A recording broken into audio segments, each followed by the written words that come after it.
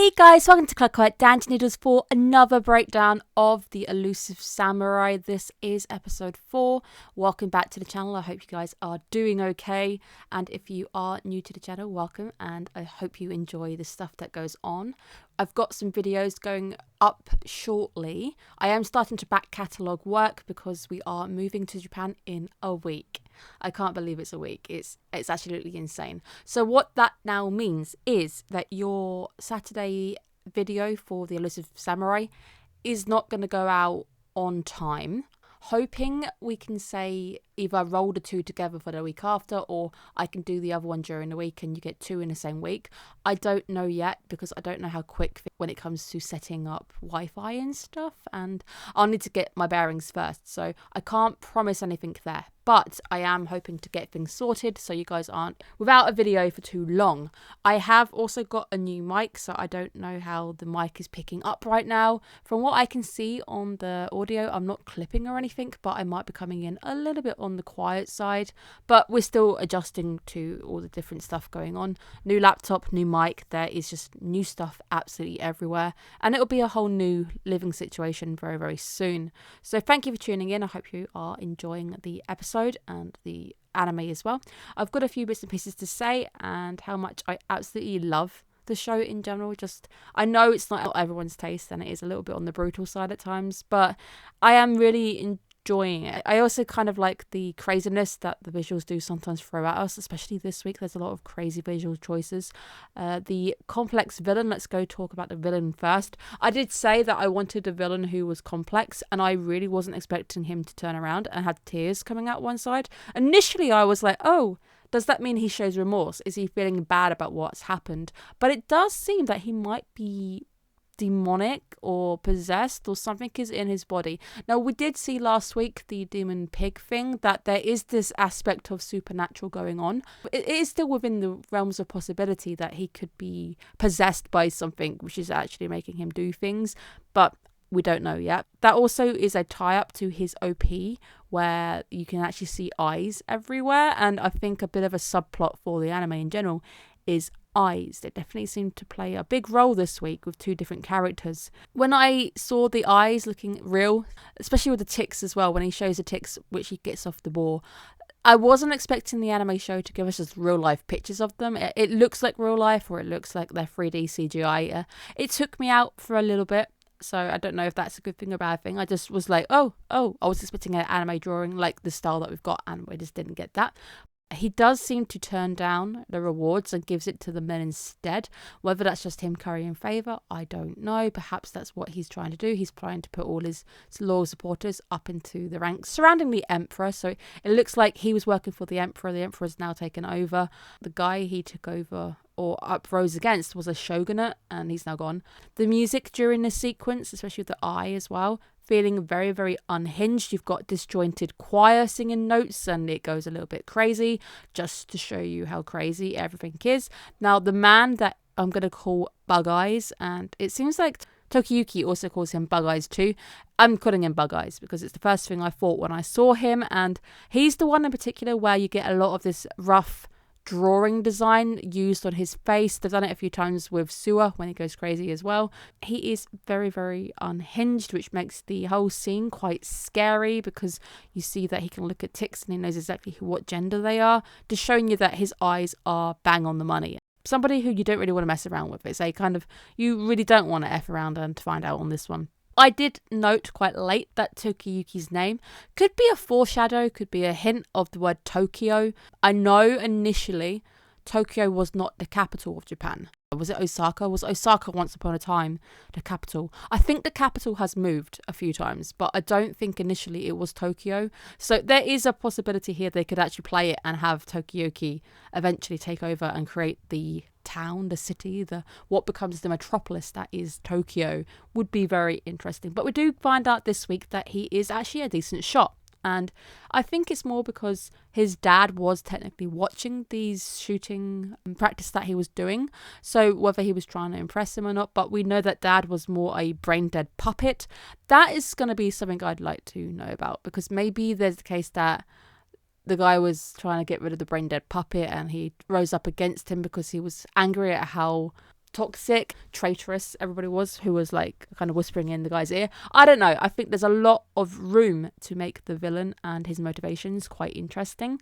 Now, Bug Eyes is completely scary, and when they get him to shoot a completely innocent bystander, it's just to show you that he really is not to be messed around with. And we're told that he is now a governor appointed by the Emperor himself.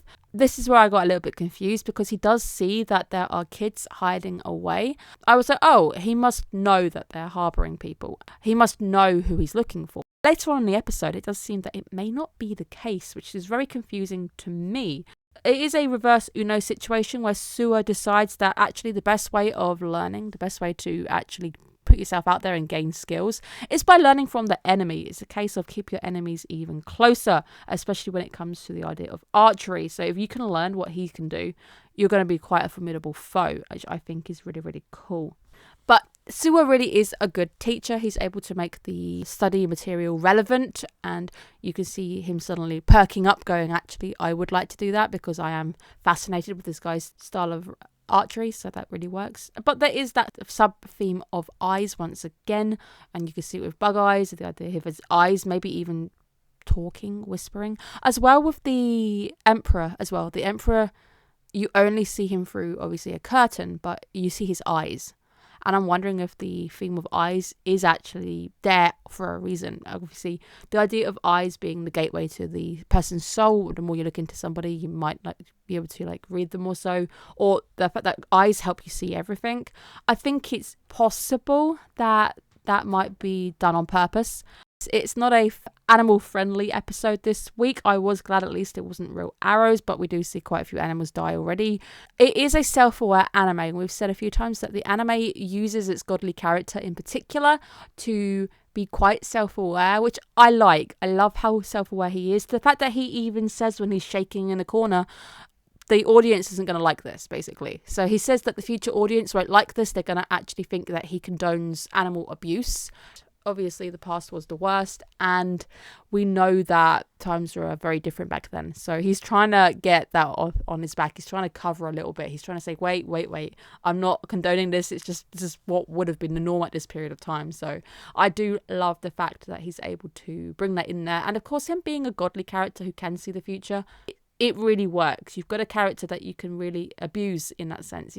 When he threw Tokyo Yuki into the battle fray and said, hey, this boy is going to fight you, that is when I was like, wait, are you telling me that Bug Eyes doesn't actually know who he's searching for? He doesn't know any of the faces of the people that he could possibly be looking for. So win or lose, even if Tokyo Yuki loses, Bug Eyes could still search around and not know who the hell he's looking for, because he doesn't know that the person he's looking for is literally the competitor in the competition right now.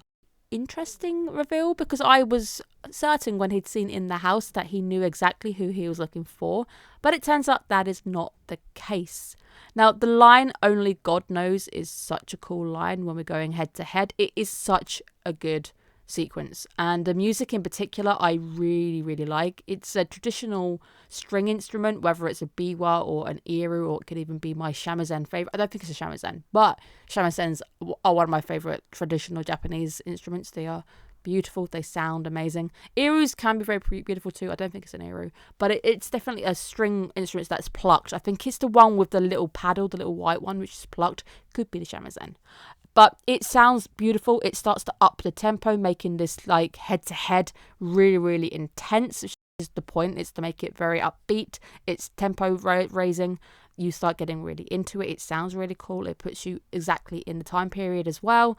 And it's really interesting to see them going head-to-head. The moment when he says arrows were once upon a time slower, that it actually was possible to dodge them, does make me wonder. I would like, I don't know, Mythbusters or somebody to come along and actually prove this one. I don't know if that is the case. If you do know with certainty, or can perhaps source it and link your sources, can tell me if you think this is actually a correct statement, whether it's possible back in the day that you could actually dodge an arrow, maybe, who knows. But you are definitely learning this week, and when we are told that Bug Eyes' method of archery was so famous, so impactful, that it is now taught in Japan everywhere and people still use it till this day, that really like got me, because I'm actually going to be asking some of my schools, one in particular, if I'm able to just try Kudo. I really want to try Kudo because I have a thing that I regret not picking up archery over here. So I guess I'm trying to live out my fantasies and things that I've missed as well, whilst I have the opportunity, because I am told that I can actually dabble in the after school curriculum. So I would like to give Kudo a shot, and it would be interesting to know that I'm actually learning methods that were passed down from him, which is quite cool. Obviously, he is not a bug-eyed character in real, but he is obviously the characterization of that character in particular, who was once upon a time a real person who, I guess, impacted so much that his archery skills are being passed down. But it does seem like this show in particular has got some bearings on reality, whether it does actually borrow a little bit. I don't know if it's actually following particular era, making it an actual real historical anime or not. Obviously, it's got a lot of flourishes in there, but it does make me wonder how much of this is actually accurate or not. But how is our boy going to hit 4 points? He's just been struck on the head. And yes, he may be feeling more alive and more up for the challenge, but he's got 1 arrow left, I think. I don't know how he's going to get 4 points from it. Maybe he can get to ricochet or something. We'll have to find out. Is that, or he has to land a blow on the guy's head as well to get 5, which means he'll have to 1 up against him.